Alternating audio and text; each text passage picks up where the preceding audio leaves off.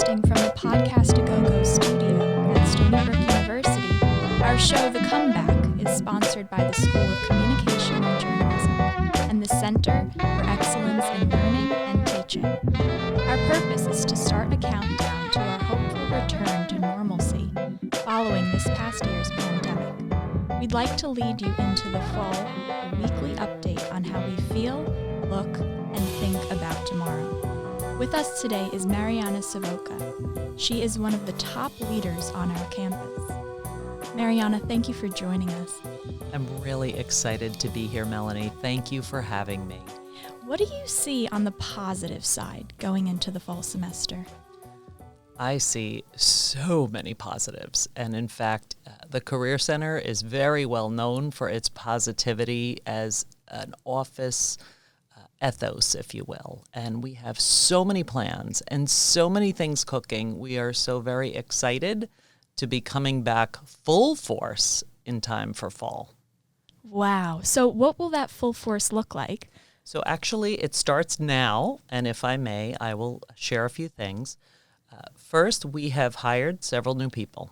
So that means more opportunities for students to access professional career coaches, more career development programs, ultimately more services for students. Moreover, we have acquired the administrative oversight for two entities that formerly reported to a different vice president. And so now the pre-health advising and the pre-law advising offices have become part of the Career Center family. So we're looking at those services. We're benchmarking what they're doing with other universities. We're speaking to admissions officers of medical schools and law schools, and we're working with the existing team to create something bigger, better, and faster for the next year. So that is happening right now. Moreover, we have two things that we are cooking for recent graduates right now. So we have many students who are headed out into the job market. And I will tell you this, the job market is good for recent graduates, with one small exception, and thankfully we do not have a hospitality program here at Stony Brook. So hospitality is still struggling, as we know, because the pandemic is still very much a factor in how vacations and cruises and hotels and resorts and other countries allow travelers. Aside from that industry sector, however, there is lots of hiring. There are thousands of job opportunities listed on Handshake.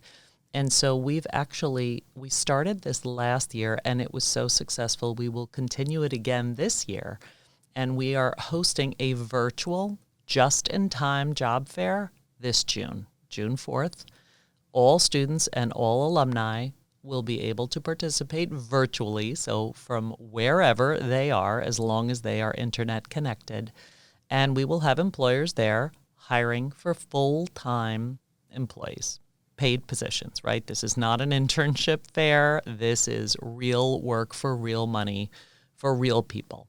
So we're very excited about that. Preceding that job fair, we are hosting a senior transitions boot camp. So there are some students on the campus, there are probably many students on campus, who are managing as best they can and getting to graduation. And once they graduate, they'll be able to think about, okay, now I can turn my full attention to the job search. So when we think about what it is to come back, we're coming back from something. So we are surviving, right? And our students are doing amazing things to get them through college in this craziness. So we are creating a whole series of workshops to get them ready to be competitive applicants in the job market. We're really excited about that. So that's just what's happening between now and June. There's lots of other stuff that we have on deck for the fall. Wow, that's fantastic. So let me ask you, the Great Recession of 2009, for some reason, at least mentally, I see kind of a parallel between the public and society then versus now, just kind of that down mentality. And I'm wondering how the job market differs then and now, how the economy differs, because there was so much unemployment due to the pandemic. How does it compare? It's a very good analogy that you're making, and I was here in 2009 and lived, sadly, through that experience. And I can tell you it was a very difficult time because there was no pandemic to cause the global recession. There were other things that caused the recession, but there wasn't this global sense of malaise. And so when I think back to those times, let me say this. Many of our graduates, in response to the economic conditions of 2009, many of our graduates needed to adjust their goals and or their timeline.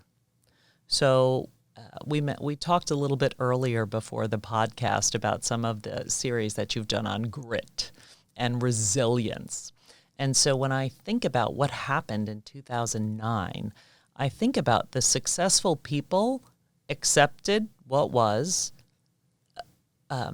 pivoted when they could, changed their timeline when they could, but continued to do the things within their control that could get them ultimately to the place they wanted to be, even if it was not on the same schedule as their original intention. So this ability to absorb situations around you, environmental conditions you have absolutely zero control over, you can have a pity party for a moment, right? Like we say that at the office. If something doesn't go the way we want, okay, we can pity ourselves for a few minutes, and then we have to get back up and we have to dust ourselves off and we have to say, okay, what is plan B?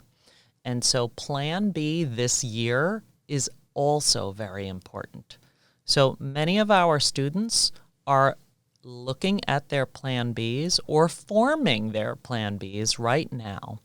And several of them, while still motivated to pursue plan A, are understanding that conditions beyond their control may impact their timeline. And yet, the most important thing that successful people do when faced with these types of conditions, where with this economic uncertainty, with the churn, with the continued instability of everything going on around us, the most important thing that these our graduates do is that they focus on those things within their control. They can control the time they spend looking for work. They can control how much time they spend researching potential employers and the industry sectors that they are interested in. They can control if they create a really powerful, compelling, and targeted cover letter. They can control the extent to which they ask good questions during an interview and that they write thank you notes. They cannot control the job market. They cannot control the other candidates. And sadly, they cannot control the employers. But there are many things that our students and graduates can do. And what the Career Center does is we help them see all of these things that are within their control. And then we help them move ahead with those things. Some people need more coaching around that than others. That's what we do. Wow. Well, I'm glad the Career Center is here for students. We love our students. It's a valuable resource. It really is. And I hope all students take advantage of it. We have a really impressive market penetration. Some students are exclusively online users. They're digging into our website. They're digging into Handshake. They're using our online tools. Others need more personal contact. They come to our events. And this year, everything was virtual, to be fair. But even in years past, our attendance is amazingly good. And I will attribute that to two things. One, I think our Stony Brook students are incredibly driven to be successful, and they use the resources. And I will also give a shout out to our amazing marketing team. We have a team of 7 interns under the supervision of the amazing Elizabeth Moon. And they make sure that our messages and our events and all the things that we want students to know we offer are fully presented to all of our students, regardless of their class year, their college, their major, their career intention, or their location. So we want everyone to access career services. Wonderful. Well, it feels like it's a very collaborative environment, right? Everybody works together. No one person can do it all. For sure they cannot. But I will add, not only, and I'm so very, very blessed that I have a team of people at the Career Center who are unbelievably dedicated to the mission. So when you think about how organizations make decisions about what products, or in our case, what services we offer or how we deliver these services, we are always thinking about students, right? Our clients are front of mind. And we're always thinking about inclusivity.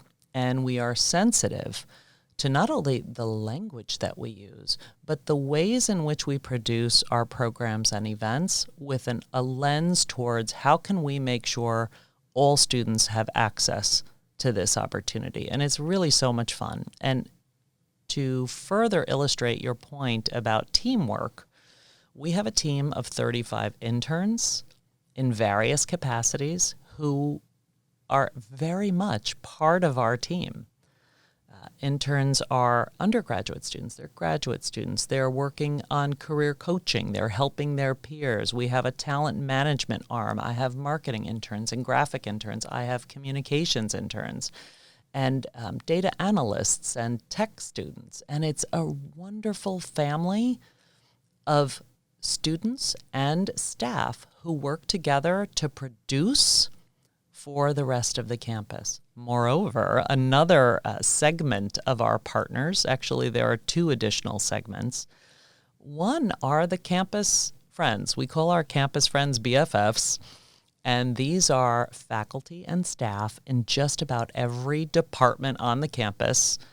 Our BFFs help us get the word out, help us increase student awareness of what's happening at the Career Center. They help their own students by mentoring them and advising and supporting and having those career conversations with their staff, right? Not every person has to be a career coach or work in the Career Center, but every person at Stony Brook who touches a student can be a mentor, can be a good supervisor, can have a career conversation. And so it's our vision to make everybody on the campus part of our mission, to helping students succeed not only academically, but be what I would call career ready. Absolutely. Career ready, yes. And there's one last group of stakeholders who help us with this, and that is our employers. Many of our employers, and many of them alumni, are mentors, provide shadowing opportunities, coach students on their applications, even for other companies, are engaged in the career education and career readiness process, not just the hiring process.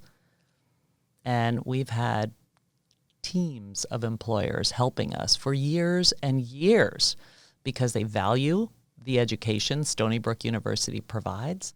They understand how hungry and dedicated and motivated and hardworking our students are, and they want to be part of our family to do that. So I have the best job there is, with no disrespect to my vice president, Rick Ghetto, or Dr. McInnes, or anyone else.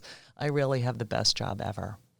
Let me ask you how that job has been affected by COVID, because you said earlier that a lot of students need that in-person contact and coaching one-on-one. How has it been on Zoom? So I'm hesitating.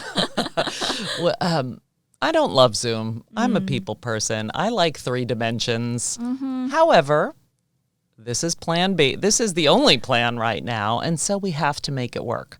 So personally, I absolutely want to see the value that access to virtual connectivity, how can we embrace this access and use it later, just not exclusively.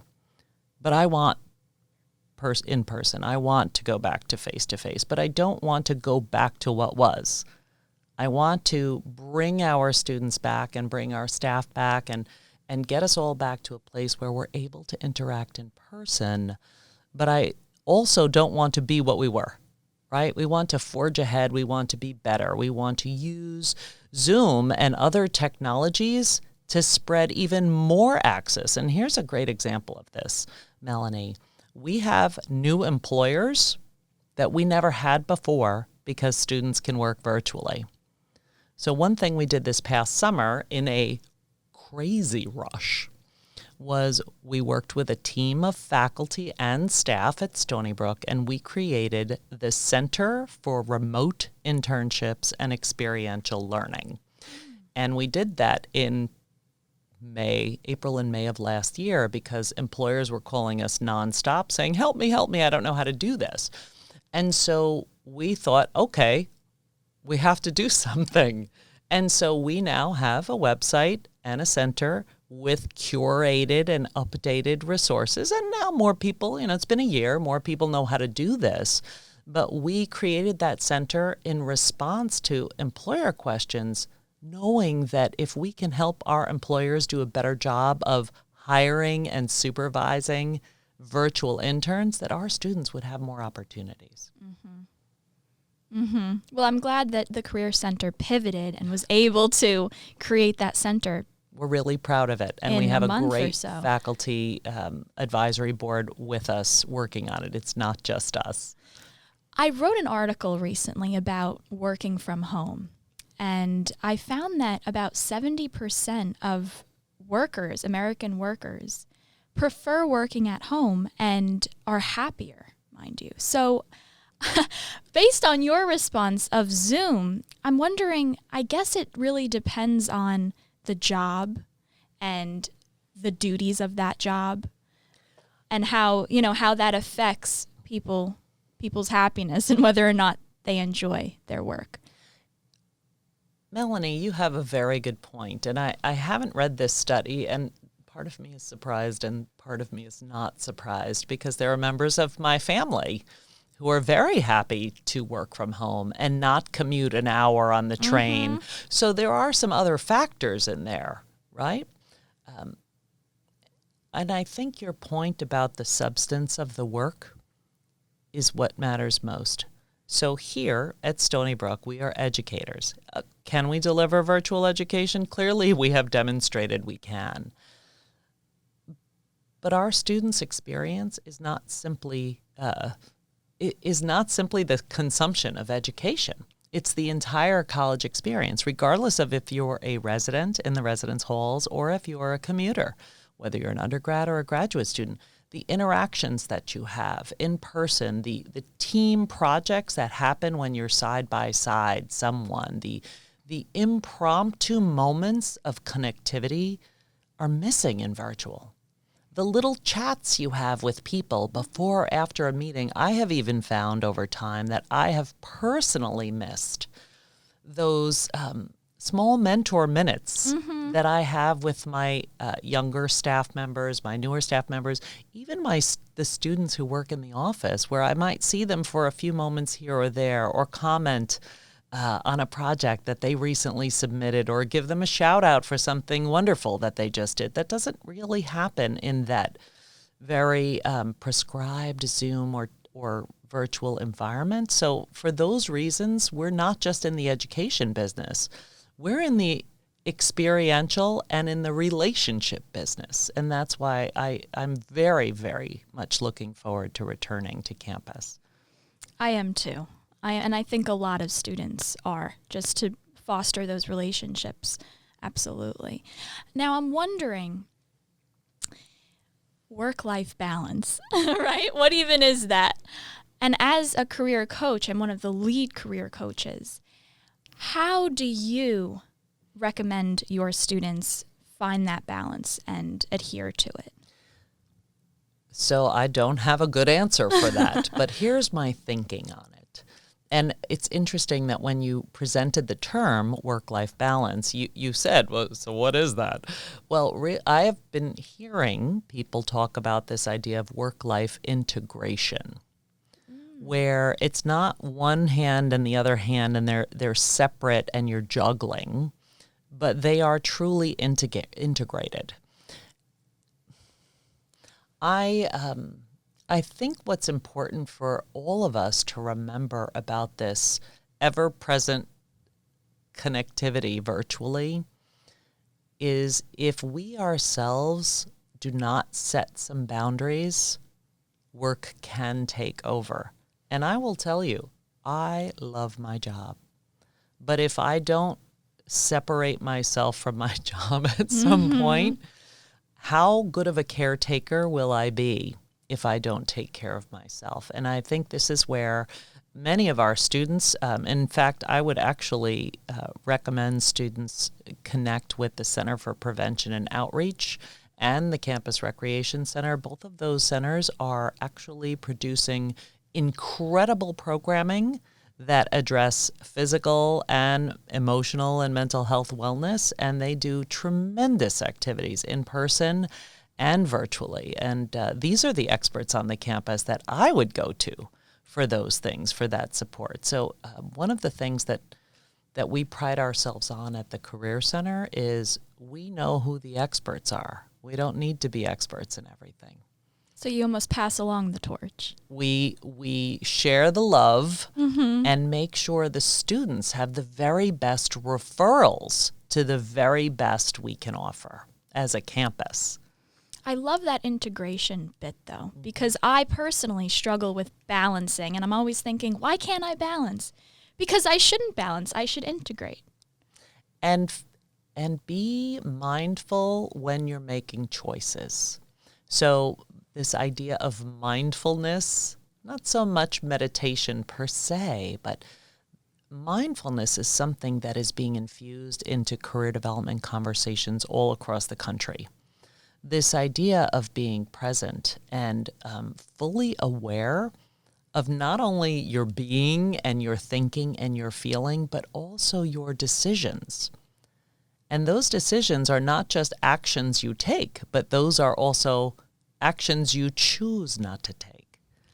And so we have incorporated through our career development courses a lot more module work on mindfulness so that students can be fully present and fully aware of when they have agency to make decisions, and not doing something is a decision, right? Inaction is a decision. And when they truly do need to pause and wait for something else to happen or someone else to do something, no differently than at your job or in your club or student organization. Sometimes you have the green light to go, and sometimes there's something else that needs to take place before you go. When I make decisions, I feel like there's a tornado in my head, to be honest with you. But I think having that mindful aspect is really, really integral, and it's overlooked. I think so.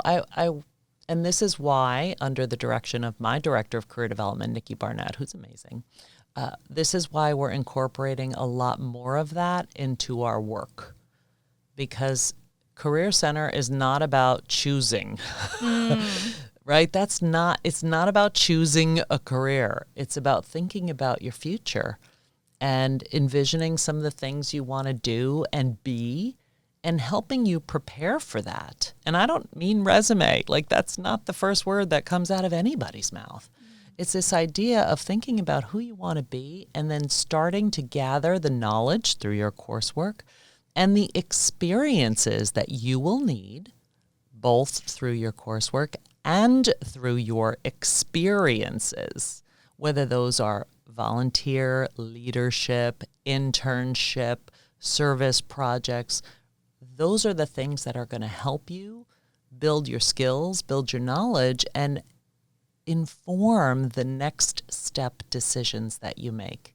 It is in no way, there's no need to quote unquote choose, right? It's to understand yourself and understand what's out there in the world and think about how you want to contribute and where you want to go, not your long-term goals. You may have them, right? But you may not, and that's okay. That's why one of our career communities, so if you're not familiar, the Career Center work is framed around 8 career communities. 7 of them align with industry sectors that align with our academic programs. For example, we have an industry sector, a career community called IT and engineering. Yes, we have an engineering school here. We have, and there are others. We have healthcare, we have business, we have arts and communications, and there are several, right? But there is one career community that we call Exploring. Oh. And this is for students, and this isn't about whether you've chosen your major. This is not an exercise in did you declare, do you have a major? This is an exercise in I'm exploring my place in the world. I'm exploring the kinds of things I want to study and do. And so the Exploring career community is not at all about connecting students to employers in any way. It's about helping students dig deep inside to understand who they are and get experiences so that they can learn more about who they are. I love that. And I'm going to personally look into it. And you can join any number of career communities. In fact, I have to say, other schools have copied our model. That makes me very happy, right? Imitation is the greatest form of flattery. Yes. But we want to make sure, remember when I told you earlier, we're always thinking about being most inclusive. And so we needed a community, a place for students who are in the discovery phase. We never, ever use the term you're undecided or you're undeclared, because equals not, and not equals, is something wrong with you? Mm-hmm. That's not how we look at it. The Exploring career community is for students who are really open to discovery, right? Right. Absolutely. It's so much fun. I love my work. Well, you're making me love it too. And I get very freaked out about careers. I can appreciate that. Because I have so many interests, and having to narrow down into one just So let me ask you, Melanie. Yes, please. What causes you to feel that you need to narrow it to one? Who's telling you that? What voice in you, right? Who's telling you that? True. I guess it was just growing up. It was always, what do you want to be when you grow up? A Sure. doctor, a lawyer, a teacher. One thing. Mm-hmm. Or people who say, or I should say, and people who say, oh yeah, you can do anything. That's not helpful either. No, you're right. Right? And many people have told me that. Sure. So when your family and your friends and people who love you and care about you give you that kind of advice, they do it from the good. They do it from the place of, I want to help this person. But sometimes, unconsciously, that adds a lot more stress on our students' shoulders because they feel pressure to choose or pressure to claim or pressure to utter a highly respected career goal that they think they're supposed to go for. Mm-hmm. One thing I can tell you, and forgive me, I'm not prepared with an actual reference for this, but your generation, students of your ish age bracket going into college and into the world, you won't just have one career, you might have 7.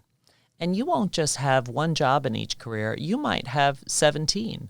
Oh, and by the way, you may be doing a job and an entrepreneurial venture and a side gig and raising your family, and that's where that integration word really will matter. Because your lives and your career paths will not be linear for the most part. Some people, right? Some people are okay with a straight line and may stay. But most people will not. Most people will enter a changing world and will have to adapt themselves and their skills and understand how the world is changing so that they can also change with the world.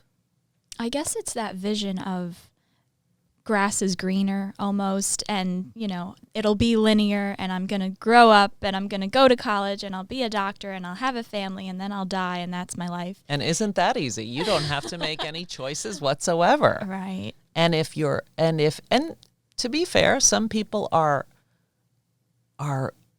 truly and deeply laser focused on one mission. Great. But for those students, we hope that they ask themselves, is this my mission? Or is this a mission I'm on because someone put me there out of love? Yes. Right? And so with more choice comes a little bit more responsibility, right? For you to make decisions that are informed. It's a lot easier if somebody makes my decisions for me, right? And then I can complain about it. And that's why, if I could loop it back to the work that we do at Stony Brook from the Career Center, that's why experiential learning is a huge part of our work at the Career Center, because it is only through those experiences that you have a chance to apply that knowledge you're getting in your classes and understanding how authentic work environments really work, right? So if you're in a lab, if you're in a science lab, you're applying your scientific knowledge in the lab and you're seeing how things work or don't work. A lab experience is very much experiential for scientists, right? Mm-hmm. But what about for all the other students and all the other possible things you could do? That's why experiential learning is so very important. That is why we are working hand in glove with faculty in every college and school to ensure that students have an opportunity to have an applied learning experience, preferably for credit in the department, because then that adds value to your major requirements. But there are some students whose interests are interdisciplinary, and we have experiential courses for them too, so they also have access to apply their learning in a non-traditional way, so that every student has the opportunity. We even have courses for graduate students who want to do this, not just undergraduates, right? Because we're thinking about how do we access for everyone. And that's so important for us. That's why we manage the student employment program on campus, because we envision students who work on campus as learners, not just workers. So what are those career readiness competencies that student employees are learning and developing? And how can we help supervisors develop their student employees and give them interesting projects and higher level responsibilities and feedback along the way, not to critique them for sport, but to critique you so that you improve your technique, that you improve your process, that you improve yourself, right? That feedback is so very important. Think about a musician whose teacher may change the fingering on your piano or your guitar or whatever instrument you play. That is feedback. That helps you grow, develop, and improve. And that's what we want for all of our students. We want growth. And I think that's throughout life, right? There's no age where that stops. That is correct. And in fact, you should know, and perhaps your listeners should know, that we are providing career services to you throughout your lifetime now. Really? So we have an alumni career service that we are going to be expanding. You talk about coming back, right? Coming back, we're going to be expanding also our alumni career services.